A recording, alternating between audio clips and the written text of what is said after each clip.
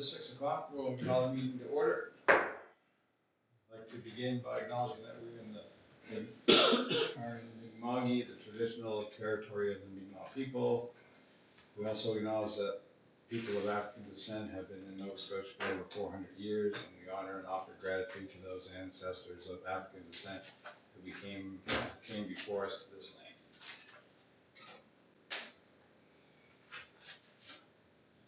Agenda. Any additions or deletions to the agenda? Not. I need a motion to accept the agenda. So moved. Seconder. Seconded. All in favor? Aye. Aye. Opposed? Motion carried. Declaration of any conflicts of interest? None? No, we're good. No delegations. Minutes of previous meeting, August 5th.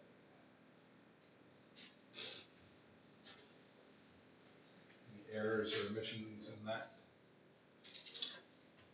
None noted. No. If not, we'll declare them as accepted, as presented.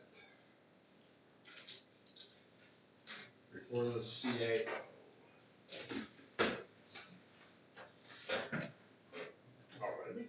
Alrighty. Oh wait, can I go back on that? My name's spelled wrong. Yeah, I was going to say that too. Yeah, under solid waste management uniform charge. Councillor McCormick is spelled McCormcik instead of MICK. Alright. Now we need a motion to accept that change. Motion. Seconded. All in favor? Aye. Motion carried. Alright, so Tom. It's also spelled wrong in the motion down below, bottom of page 7.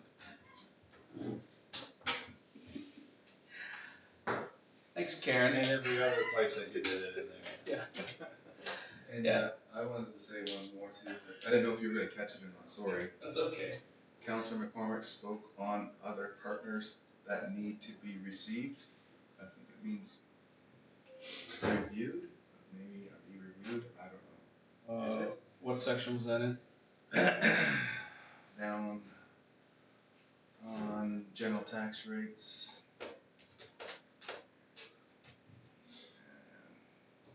There's a bunch there. It's hard to, I don't know. One, two, three, fourth paragraph. Just sentence, or how do you want to do that? Councillor McCormick spoke. Need to be received. Is that should be received? Should be reviewed. I think it's reviewed, I believe. Yeah, I think you said you could review it. Senior safety, the library, other spots that we get funding from.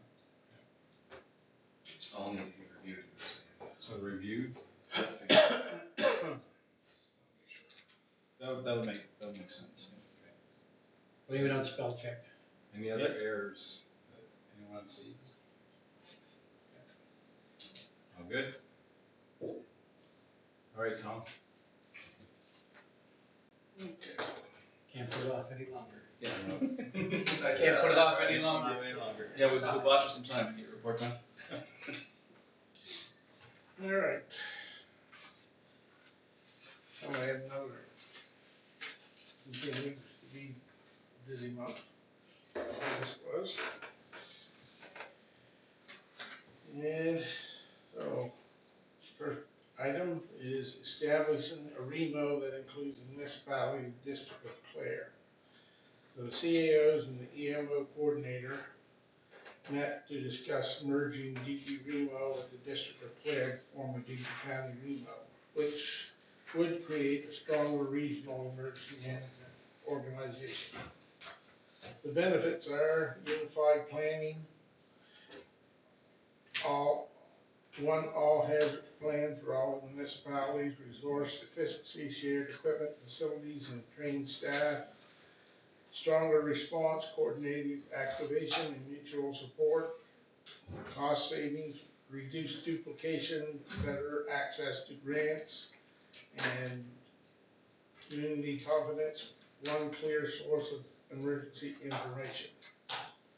for the legal and governance framework of a DP County Remo, Provincial Emergency Management Act compliance, ensure that the new Remo is structured in accordance with the province's Emergency Management Act. And so basically they have come out and said that Remos are now to be county-wide. So you can't not be part of a Remo within the county.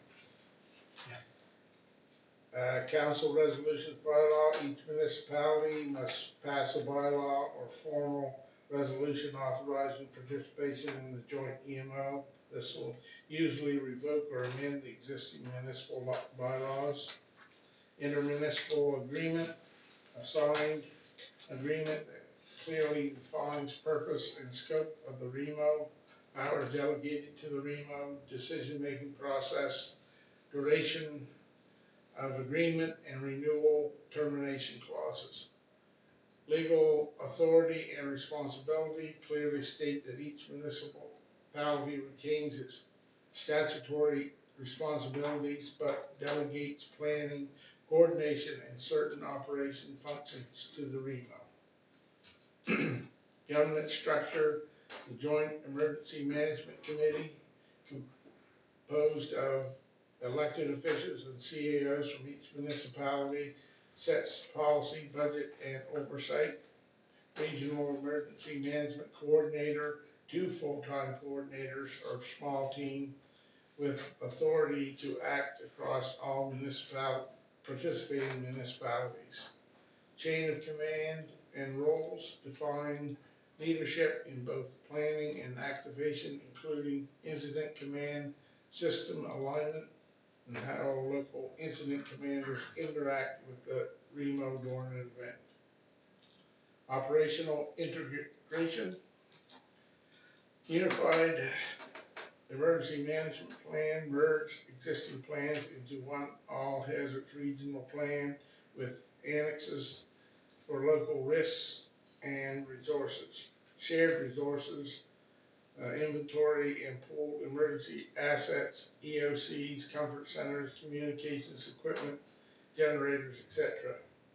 Joint training and exercises, standardized training, ICS basic emergency management, ECC operations, and whole regional exercises. Standard operating procedures, harmonized activation levels, notified processes, and response protocols across all jurisdictions.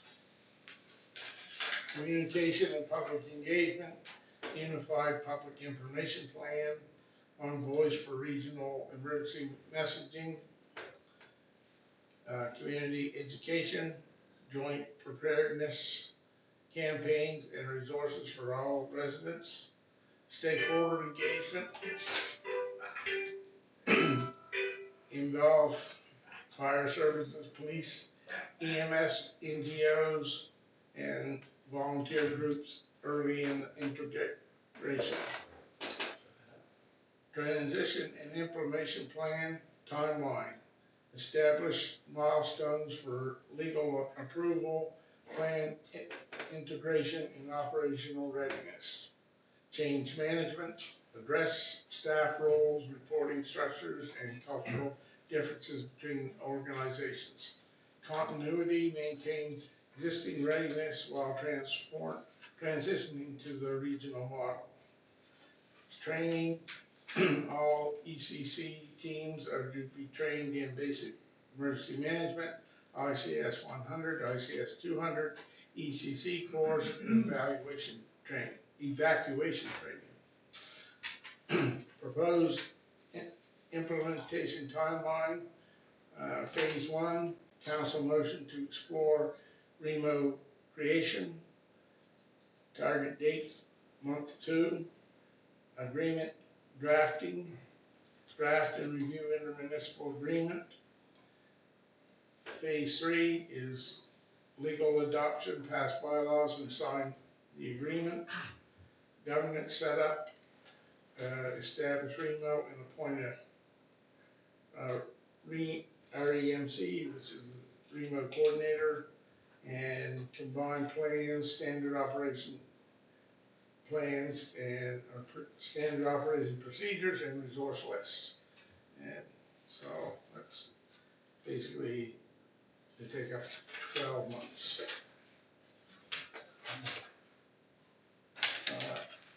And we got training, it's ongoing, that could take up to 24 months, between 6 and 24 months.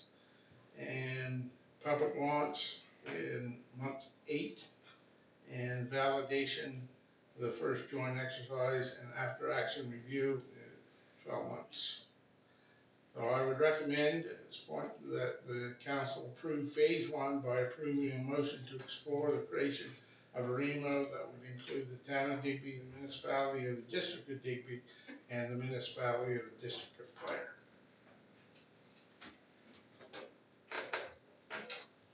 All right, I heard the recommendation. Any questions on it anywhere for Tom before I ask for a motion? One question, Tom.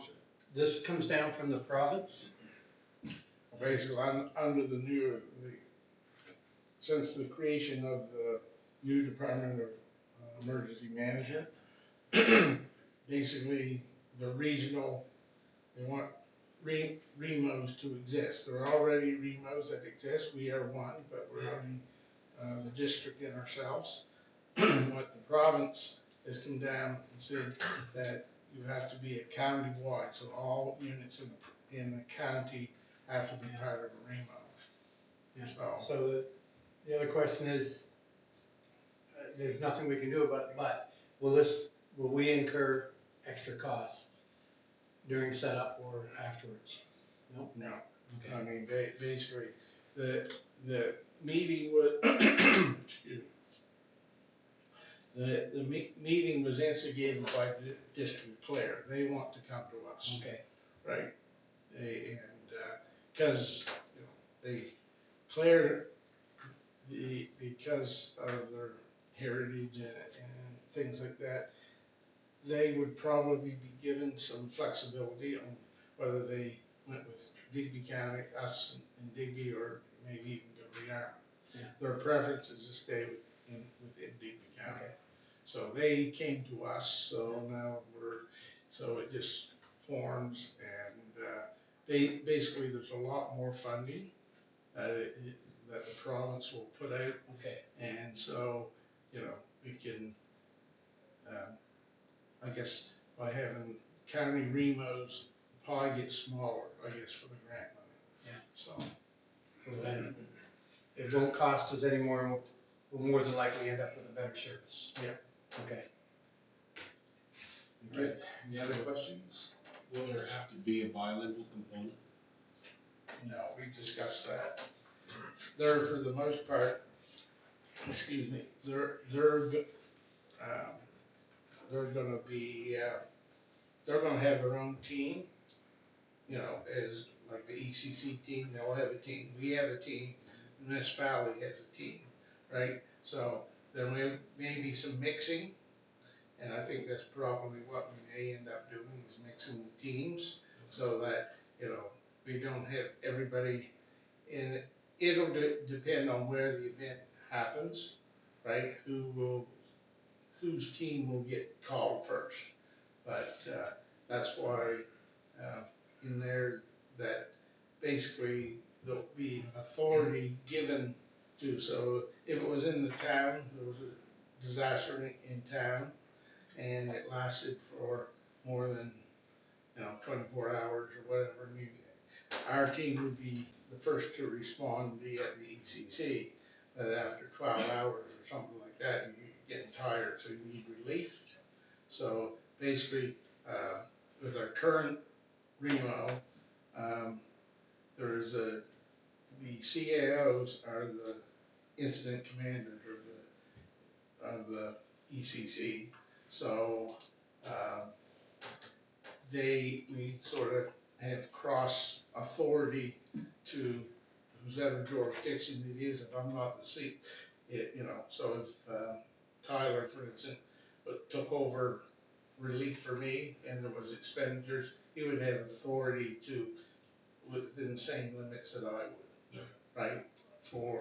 Just for that incident, right? So, and the one from, the CEO from Claire would be the same thing, so if we were in Claire, it would be the same issue, Yeah. right?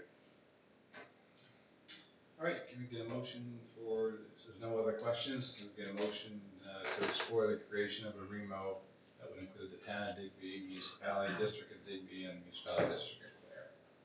So moved. Second. All in favor? Aye. Opposed? Motion carried. Okay, the next item is the NSFM annual meeting and proposed bylaw amendments. At the June 27th meeting of the NSFM Board of Directors, the board discussed a series of potential bylaw changes. These changes will be presented for the membership's consideration at the upcoming annual general meeting held on November 6, 2025 at 1:30 p.m. at the Commonwealth Boardroom at the Westin Nova Scotia Hotel. So Article 10 is the bylaw amendment, so provides for the following: these bylaws may be amended at the annual general meeting or a special meeting on a motion passed by 2/3 of votes cast, or in the event of a motion proposed by way of e-voting on a motion passed by 2/3 of the votes cast by way of e-voting, subject to the satisfaction of the requirements of Article 6.6 D2.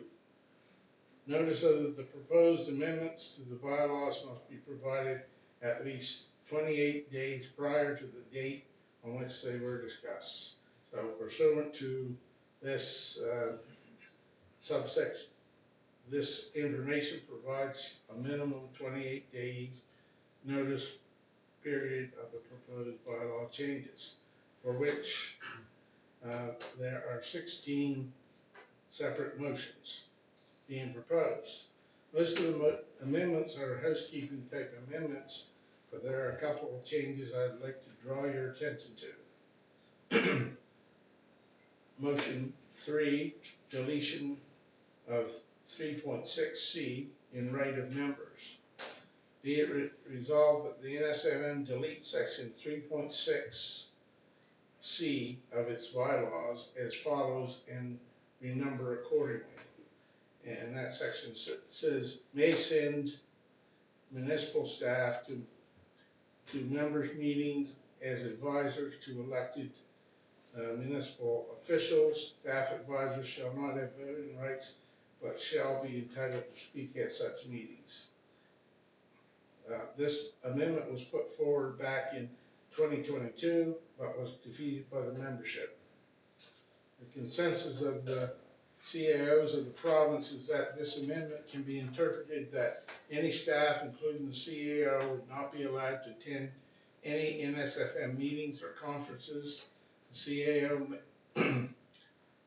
may attend and offer observations at council meetings as well as other senior staff. Meetings of the NSFM should be no different. Councils should have the ability to bring their CAO or other senior staff to NSFM meetings to make observations and give advice to the councils on NSFM matters. I would recommend that council vote against motion 3 as it takes away the rights of council members. Any questions? Any question on that part? Yes.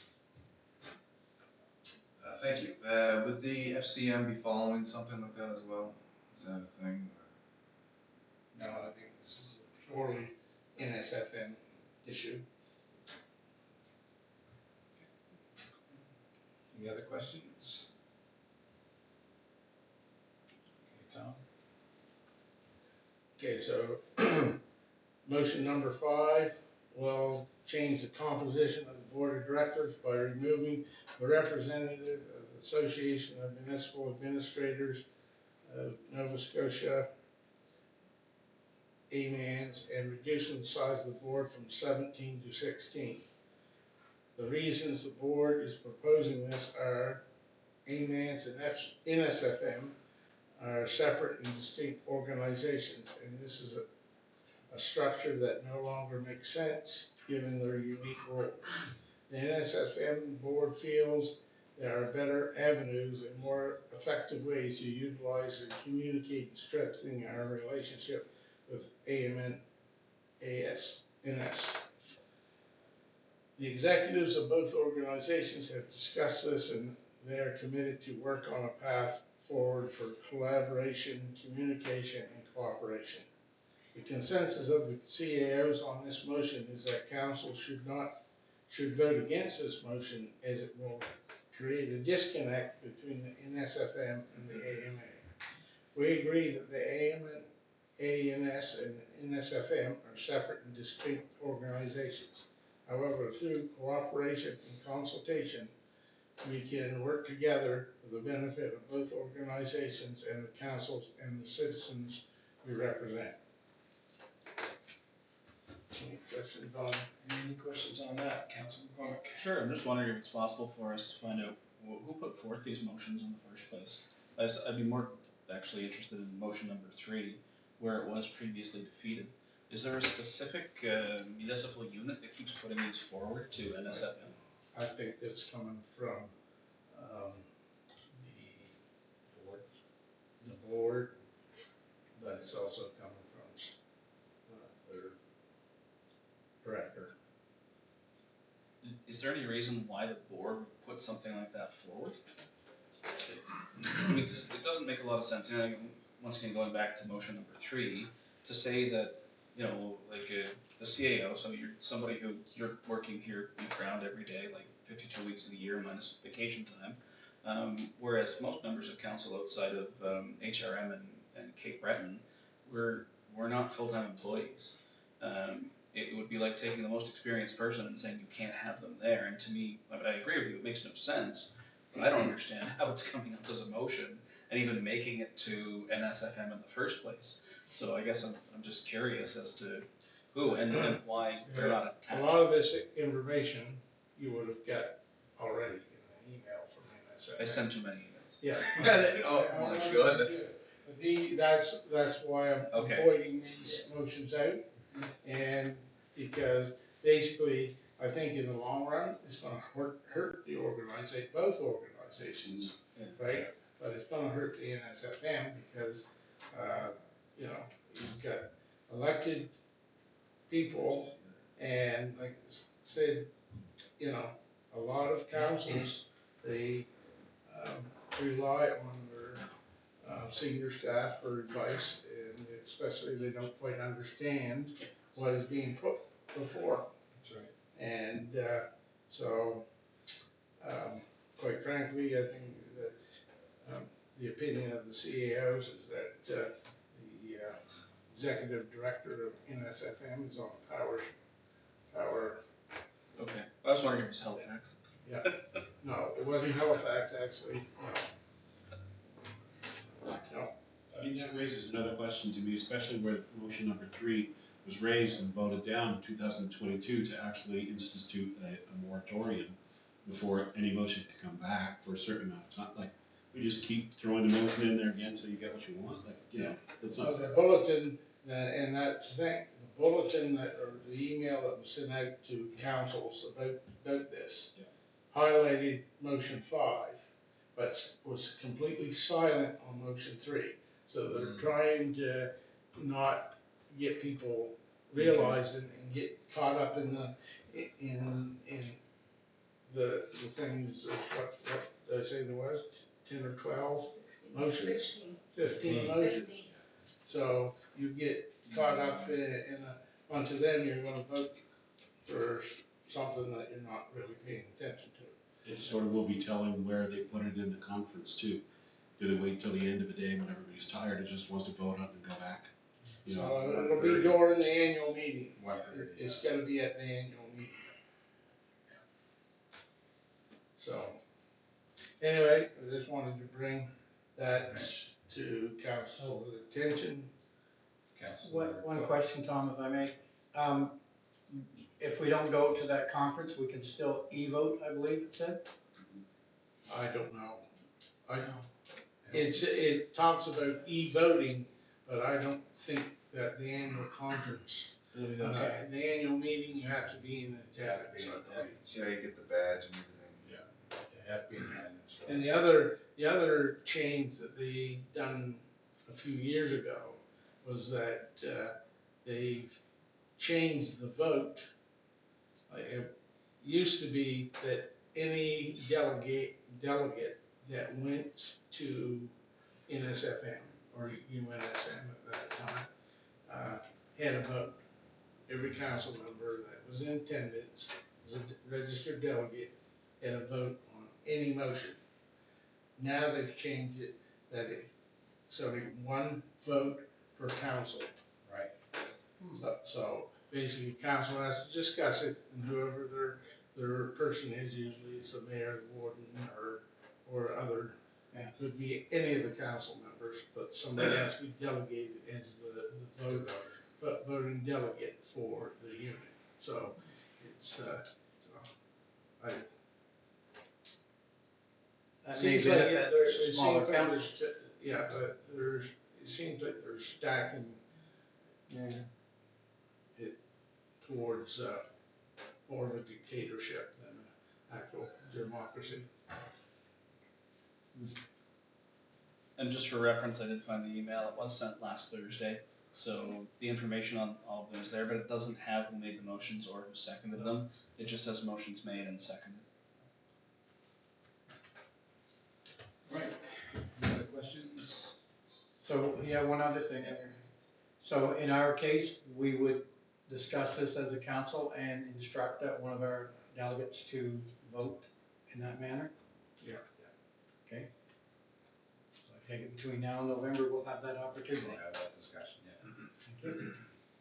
So, does Tom book up a hotel room, or it's not allowed? Just watch them try to keep me in. The vote hasn't been taken yet. That's right. That's right. All right. King Transit application to the NSRAD to approve, for approval to amend its motor carrier license number P02825 to remove the fixed route service within the town of Digby. And so the application, evidence, and submissions were considered by the board in an online hearing on Thursday, August 21st, 2025. The town of Digby did not object to the application. In the board view, a lack of sustainable funding from the town of Digby or comparable funds from another source negatively affects the quality and permanence of the service and the fitness, permanence, and ability of King's Transit Authority to provide proper service to the town of Digby. Having considered the Motor Carrier Act, including the factors set out in section 13, the board finds that it's in the public interest to approve the application. The board approved the application and ordered that the motor carrier license number P02825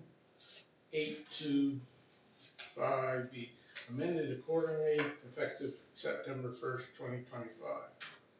The Transit Committee has been frequently meeting to come up with an alternate service. A request for proposal has been drafted and by the committee and will be presented to the council at the in-camera session for discussion and approval. Data lease for 110 Montague Road, the lease agreement has been executed and rent payments have been authorized by the data chair. All right. Any other questions? Okay. Two questions, Tom. One is procedural. The Water Commission asked for a voluntary water conservation board. Is that something town council has to approve, or that just goes through staff? No. Okay. That can, it's just been a little a little busy, didn't get, it's not still on our radar to get to something. I just wasn't sure if it had to go from them to us and then, okay, No, perfect. because the water commission is the managers of the commission. We own the utility of the town, we own the utility.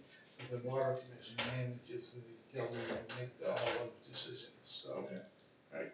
And the other one was, I just wondered where we are on the bylaw officer's hours, if we discussed making a change to give her an evening here and there. And, I've talked to her and, briefly, I'm gonna meet and discuss it and work out a schedule for next year, for next summer, at least in the summertime, right? So, she was on duty on Saturday for Wharf Rat, and, so,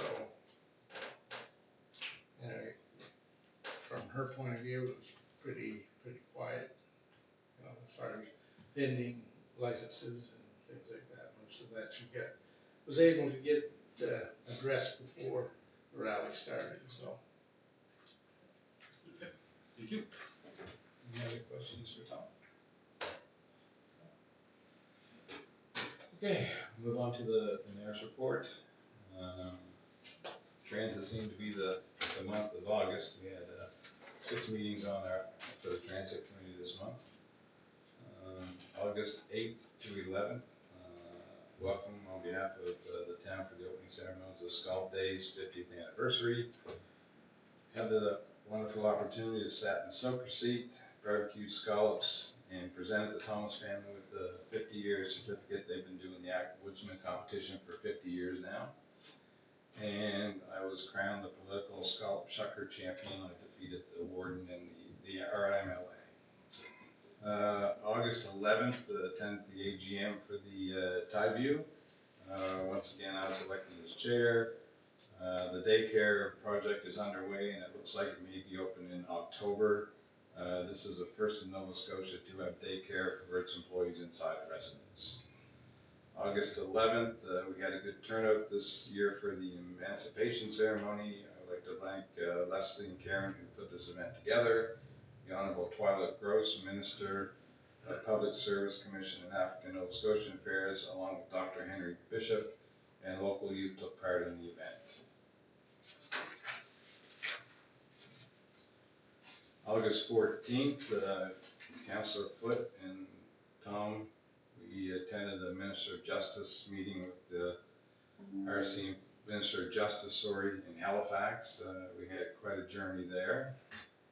We won't go into the journey, but we did make it there after we had to rent a car halfway there because something with kabang. I thought you weren't going into that.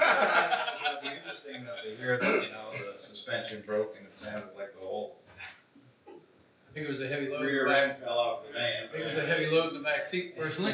It was okay. So we got there, and unfortunately, during that meeting, we were texted by the minister that she was supposed to be there for 2 hours and was only there for 1. So people made their way from Cape Breton and stayed overnight, and they weren't too happy about it. So she is visiting us. Actually, no, she's doing a Zoom with us on September 9th. So Tom and I will be on a Zoom with the Minister of Justice to discuss the RCMP. August 18th, thank you, Councilor McCormick, for attending. We presented Roger and Sharon Marshall 50 years in business with their store downtown. August 18th, had a call from a gentleman who was camping on the railway at Decker's Trail. I explained to him due to the fire ban, the trails would be closed. Also that we don't own that property and it was a province-wide ban, not just Digby. I asked him to contact the MLA office and to make arrangements for possibly to go to Kentville, also to contact the town hall with regards to his belongings. I also reached out to Nancy Robinson, who did say the shelters were available.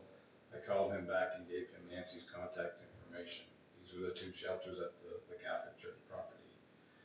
August 19th, DNR Zoom call. I had a Zoom call with the update on the fire and the air quality for the town. An air quality sensor was installed the following day, and we'll send out alerts for the air quality with the Long Lake fire. August 20th, transit meeting, ad hoc transit meeting, met with Councilor Foot and CAO about the plan to cover the transit system. The hearing was to award to King's Transit. A proposal was put together with a follow-up meeting on Tuesday, August 26th to put forward to council for approval.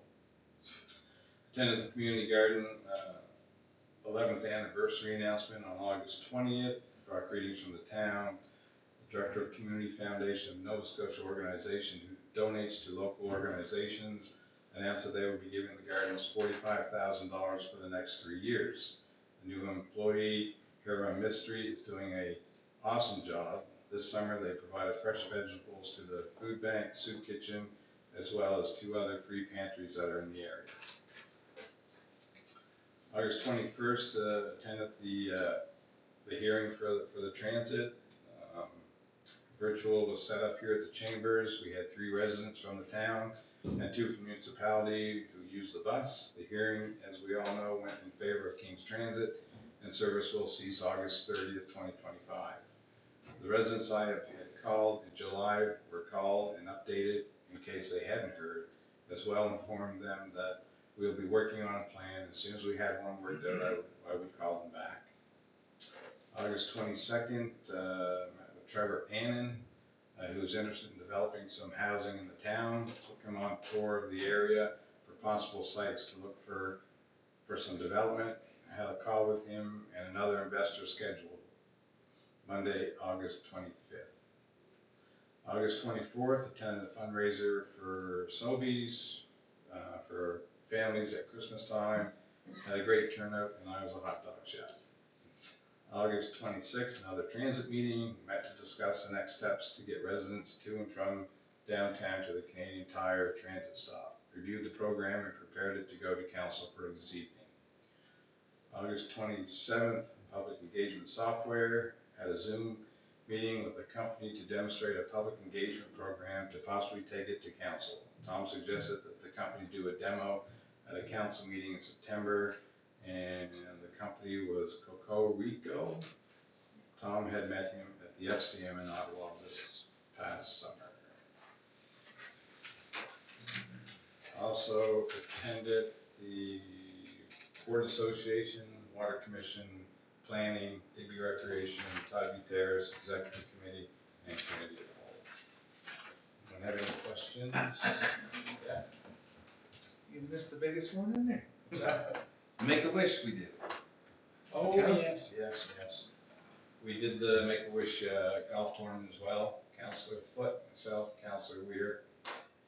And we had a great day.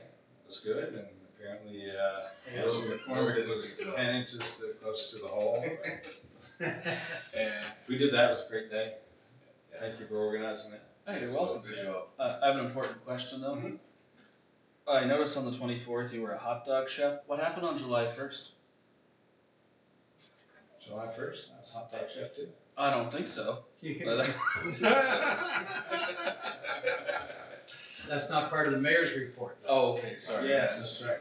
He was the cake boy then. Yeah, exactly. Oh, it's an oversight too. I was at the transit meetings too. That's right. All right, any other questions? If not, we'll move on to the Western Regional Library Committee report. Councilor McCormick. Report is in your package.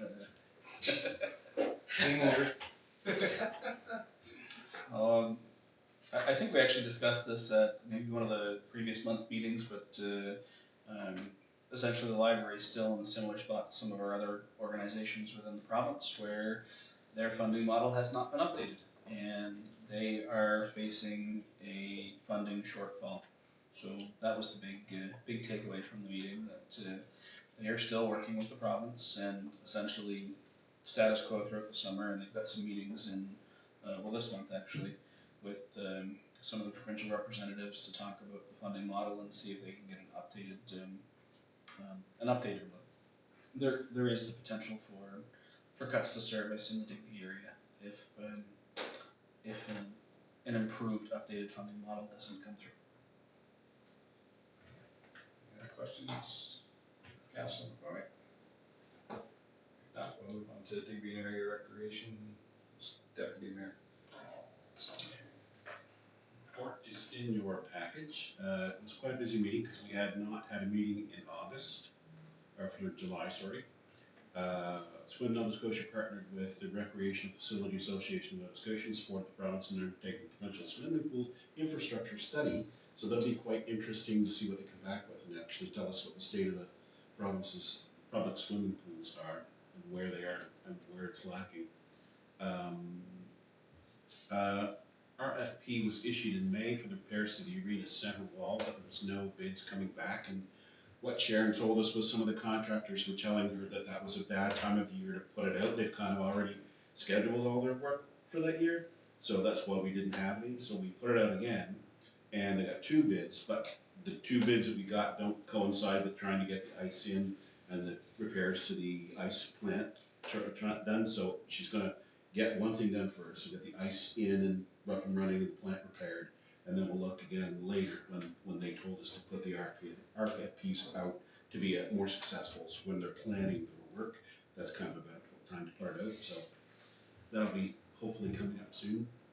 The new condenser, Sharon just sent us an email just late tonight, Mike, that says it's in Halifax. It came from the USA, so it's already here in Halifax. So should be here and arriving on site shortly and being able to be addressed. They also have completed repairs on the electrical panel, which were another big component.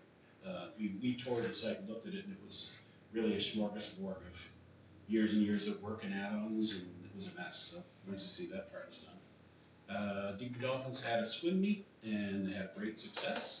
They had bought some new to them swimming blocks from Acadia University. Planning for next year's hike summit. That's going to be a big deal. Hopefully we won't have as dry summer next year. We'll actually be able to go on the trails. NHL versus hockey game preparations are in full swing. Newspaper ads are going out to Claire Shopper and hopefully getting some ads on AVR and CJLS. The Acadia Axman program is ongoing. 32 registered already. I think there's a few more than that now. It seems to be on track to match numbers of about 70 from last year. Security cameras have been installed in the arena inside and out, and also provide coverage of the Splash Park washrooms to hopefully deter some of the vandalism that's happened again tonight, this weekend at Walkview. This year's ice surface is going to look a little bit different because we actually have for the first time 8 logos being placed under the ice. Dark, the town of Digby, the municipality of Digby, Clare, Digby Minor Hockey, Digby Area Skating Club, Southwest Nova Squeedy Skating, and DRHS Hockey. So it's kind of nice to see everybody represented. I actually have something on the ice to tell them who runs the facility. So that's great. Splash Park hours have been reduced slightly from 11 a.m. to 7 p.m. Trying to conserve a little bit more water. And I think we're going to probably change them again now that school's back in too, to try and sort of bring that down a little bit too. And the Director of Public Works, if you remember, did make some adjustments to the system to try and save a little bit more water this year too. So it's nice to kind of try and conserve that too. Active Living coordinators been busy with rock climbing, kayaking, summer camps, equipment loan programs, and they've also supported the Lobster Bash and the 50th Annual Digby Scallop Days. And Haynes Lake facility has been extremely busy all summer. It was allowed to remain only with only a few restrictions imposed by DNR, so that was nice. The board's also approved purchase of 4K streaming cameras in order to broadcast live stream events that happen not only in the arena, but also in the curling club as well. So the curling club has purchased cameras of their own, so now they just need that service to connect to in order to do that. So we'll do live streaming events from both. So the big problem in that building too has been the fact that there was only one internet service provider incoming, and if they had an event in the rink and the curling club has something, the curling club is at the end of the daisy chain, and even their point of sale system would sit there and spin trying to get an internet connection. So we're subscribing for a fiber service to do just streaming, so that'll be helpful to be able to do one or the other. It's very rare that there will be events in both at the same time that you would want to live stream, but even if you do, there should be enough bandwidth to do. What kind of events are they looking to live stream? High school hockey, there's skating that happens with the kids for skating club, that kind of thing too. Good. Yeah. That was the major predication that I sort of insisted on, was that we have an aging population, a lot of people who are older don't wanna sit in the cold, or can't get out of their house, well, they should still be able to watch a high school hockey game happening in their own rink. Yeah. Great. It's also a possible revenue stream too. If you wanted to sponsor it, if you wanted to actually provide a small cost to be able to log on to it, or, however you want to do it, but possible to do. That's my report. Alright, any other questions? If not, we'll move on to committee of the whole.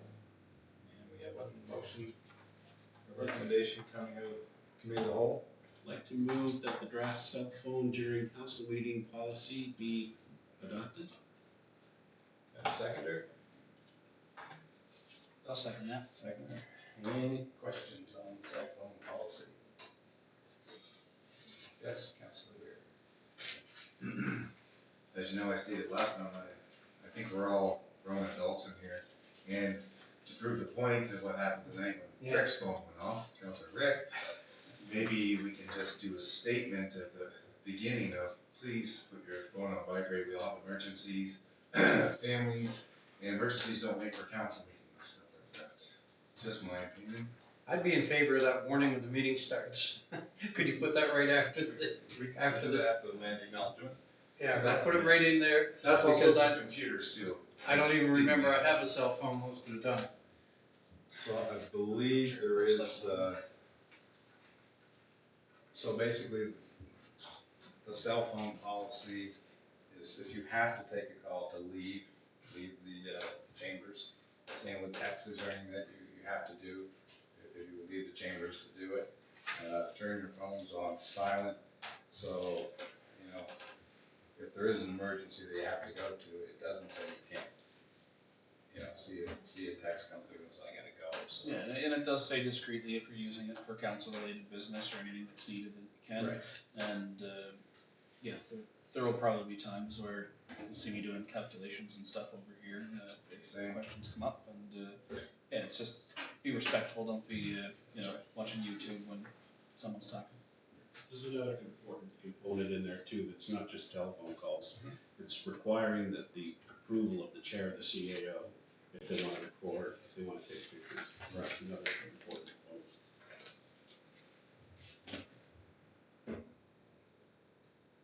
And it's also for the public in attendance, that members of the public attend meetings must silence their devices. Calls or texts should be handled outside the council chambers to avoid disruption. All right. Yes, Councilor. Can I make a formal statement before every meeting on that policy?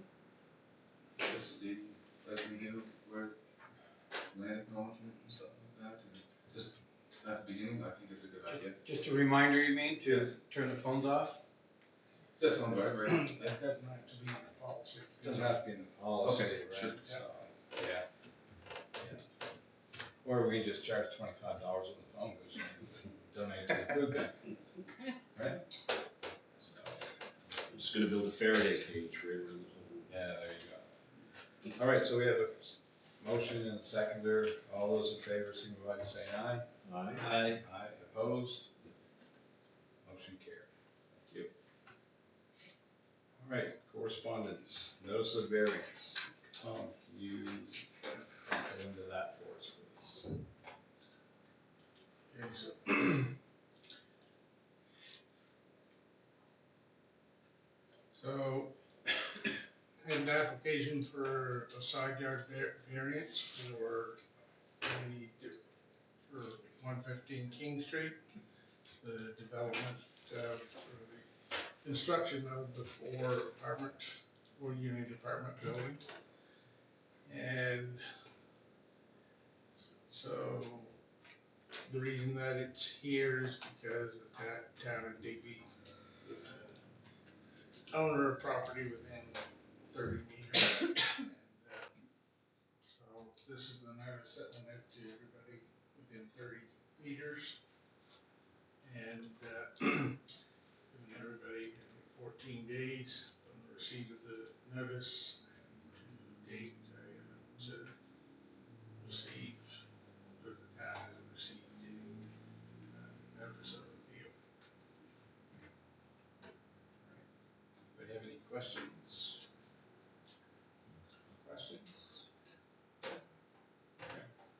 So basically, just, it's,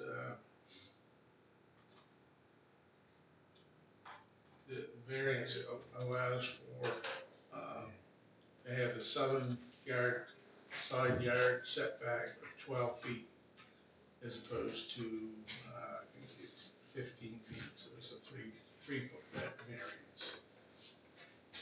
And same person, property owners for both properties.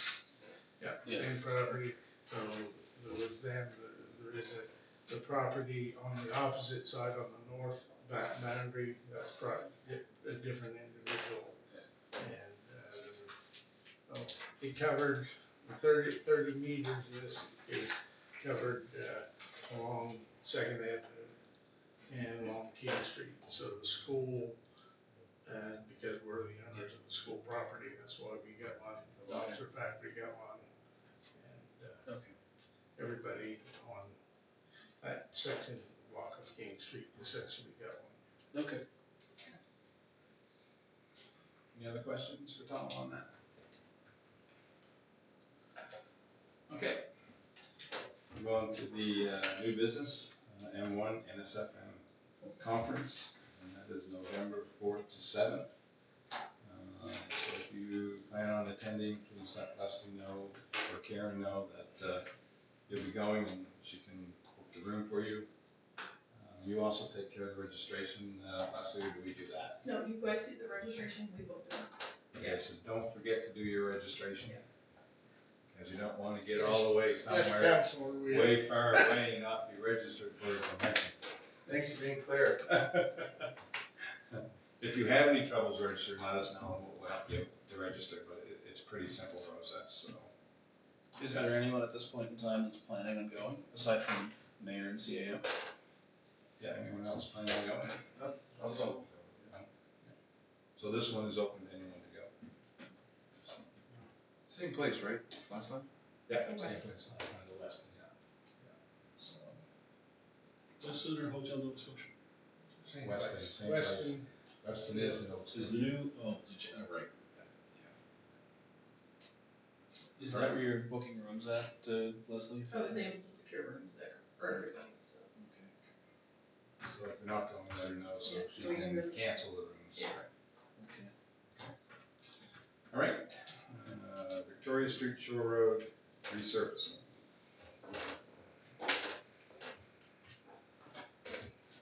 That's in your package as well.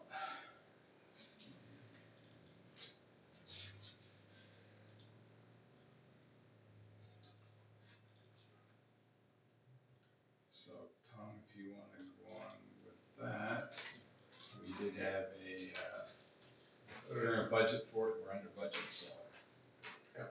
so the recommendation, unfortunately, I guess we only received one tender. So, but, it was reviewed by our engineering staff, our engineers, and, that, looked for, and it was under budget. And so, basically, recommendation is that council award the tender number TOD 2024-03 to Dexter Construction Company Limited. I think that's supposed to be 2025, actually. Yeah, it is 2025.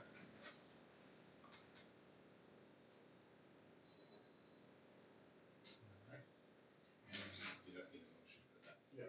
Oh, yeah. Yep, I'll move that council award tender number TOD 2025-03 to Dexter Construction Company Limited. Second. Second. Any questions? Tom, I see it says 2025-03, is that the expected, date of beginning on that? The March? Or is that just a number for, It's our third tender of the year. that's the third for the year, okay? Yeah. So, Yeah. when would the work be expected to go and how long? It's probably, it's not gonna take all that long, it's probably gonna be within the next month, I Oh, would think. okay. Yeah. Great.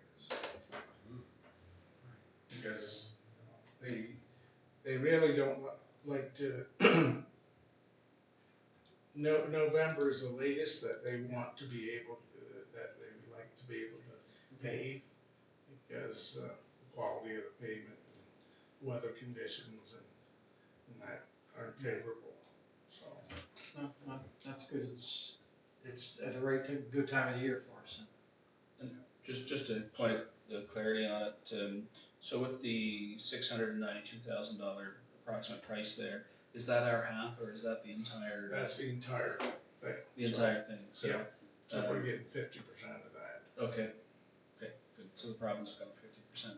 So it's down about $85,000 from where it was, and then That's good. province covered half of what's up, and that includes the 10% Yeah, contingency, so so- it could be Yeah, less. actually, that price includes the 14%, so basically you gotta roll out the 14%, and we get 50% of that. Okay. We don't pay 50% Okay, of the HSD. Okay. All right, any other questions? Mover and a seconder, all in favor? Aye. Opposed? Motion carried. Thank you. Temporary borrowing resolution. Item 3.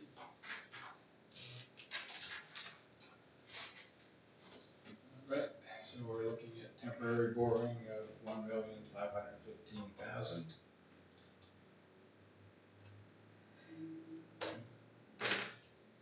We do this annually, Tom.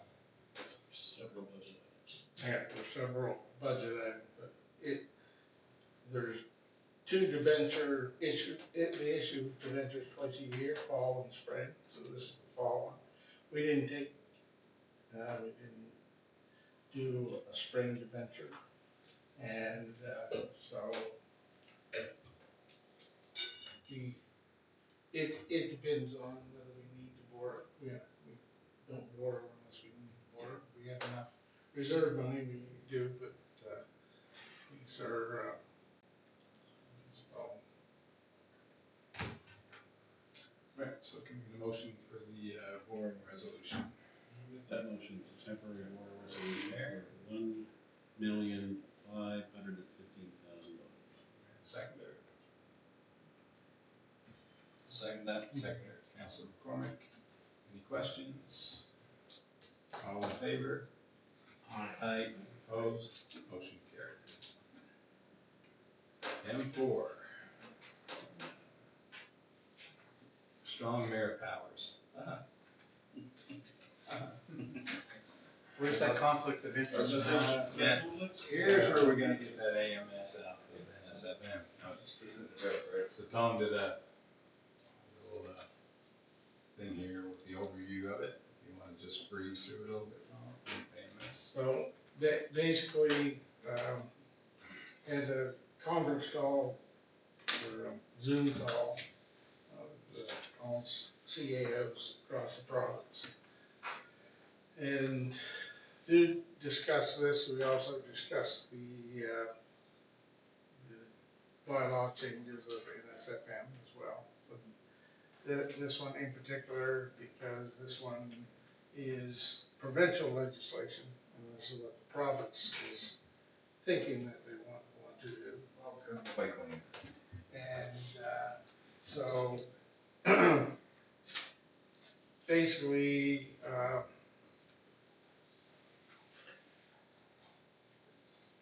I've done this report, and then I think, there's also the report from, the AMA, done their own report as well. And so, basically, there has been no evidence that SMPs, smart or strong mayor powers are needed in Nova Scotia. There's no reason provided as to why this is being contemplated. Most SMP legislation removes the management of the CAO and other senior officials, such as directors and managers, from the council to the mayor alone. The mayor can hire, fire, and rearrange the senior staff levels of the organization without council knowledge or approval. The politicization of the CAO and senior management roles will set Nova Scotia municipalities back decades. Local government needs fundamental foundations that execute the will of the whole of council. Running the day-to-day operations of a municipality is a difficult role, one that must balance the needs of the community, the execution of council's strategic plan, and keeping the public safe from harm. The CAO's role as a neutral professional administrator is vital for effective governance, transparency, and accountability. Maintaining the integrity of the CAO's position is essential to uphold public trust and ethical standards. The attached position paper dives deeper into this issue and from an intended and unintended consequence perspective. So that Ontario is the only province thus far in Canada that has given strong mayor powers. And so in Ontario, it gives the mayor the power to make and set municipal budgets. The municipal budget is a complex tool that takes into consideration complex capital and operating planning, debt policies and formulas, long-term reserve planning, and tax burdens for local citizens, businesses, and developers. Taking this fundamental role away from council as a whole undermines the role of councillors and the open and transparent public process of setting a municipal budget. Under the Ontario SMP, the mayor has control over committee structure and committee leadership appointments. In Ontario, for designated priorities, as the mayor interprets them locally, the mayor can veto council measures subject to a 2/3 override by council. More remarkably, the mayor can force through a legislative proposal related to provincial priorities, provided it enjoys a minimum support of 1/3 of the council. As summarized in the attached brief, adopting strong mayor legislation in Nova Scotia threatens to undermine the foundational democratic principles that ensure accountability, transparent, and effective municipal governance.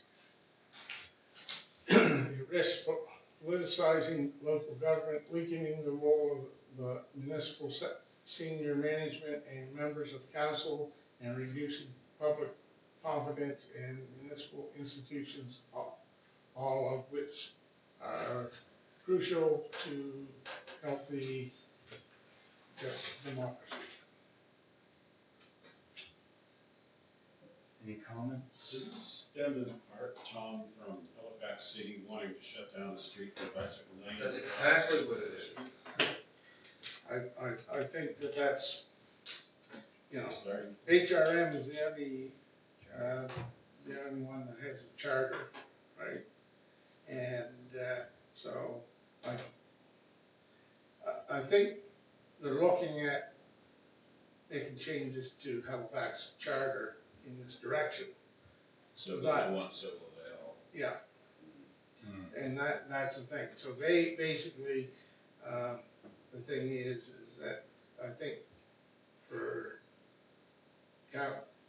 council, if council thinks it's wise, is to lobby our MLA as to see what we can find out from her, what she knows about the proposed legislation, because we're expecting,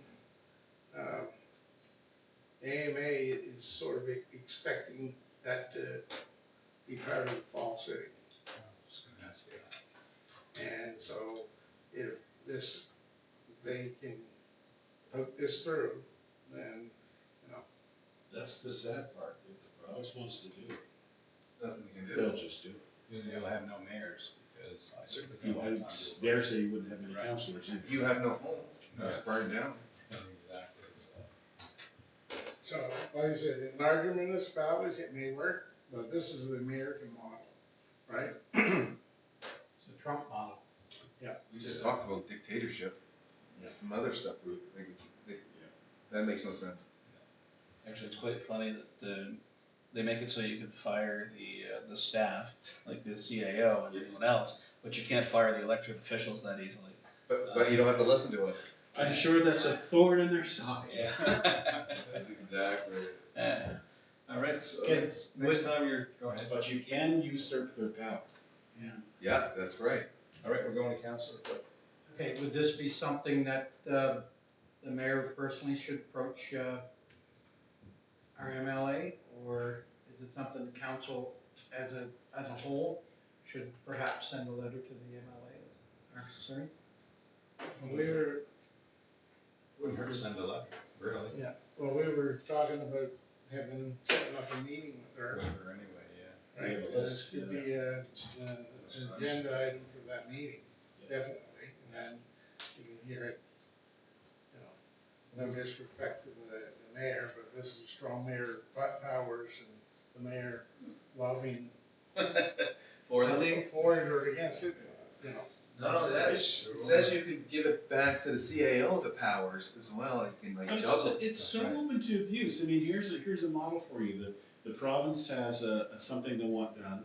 They go to the mayor of Halifax and says, you know what, use this special power and get it done for us, and I'll make you next lieutenant governor. Could be. You know, that's the road it goes down, right? Yeah, Could be. Oh, absolutely. All right, so we will put that on the agenda for our MLA's meeting. Anyone else have anything else? If not, I would just like to recognize all the volunteers that did the 3 festivals this year. A lot of work went into it, and I think they all did a great job. As well to our fire department, who was spending every day at Long Lake helping fight the fires up there. So, other than that, we're going to move into camera. Thank you for coming this evening. Also, the town did very good too. Yeah. Big time. Those guys are everywhere. Oh yeah. Wow. All right. Someone keeps stealing the toilet paper in the washrooms. Full-time job, is it? He's getting stuff up there. Thank you. Thanks, Andy. Thank you. All right, we can get a motion to move into camera. So moved. Seconder. Seconded. Right, so we're going back to Mr. Farr for the easement of $5,000. Need a motion for that? Make a motion for that. And the seconder? I'll second it. All in favor? You got them all there. Aye. Opposed? Motion carried. Move into the next one, which is Ashford, which is just going to the lawyer for that, correct? Yeah, direction. No motion required for that. Right, no motion for that. No motion for the grant. Nope, no motion for that. So the other is a request for the RFP. So I'll RFP. second that. Second. Any questions? All in favor? Aye. Opposed? Motion carried. And I believe that concludes Motion for adjournment. our meeting. Second. All in favor? Aye. Thank you very much, staff.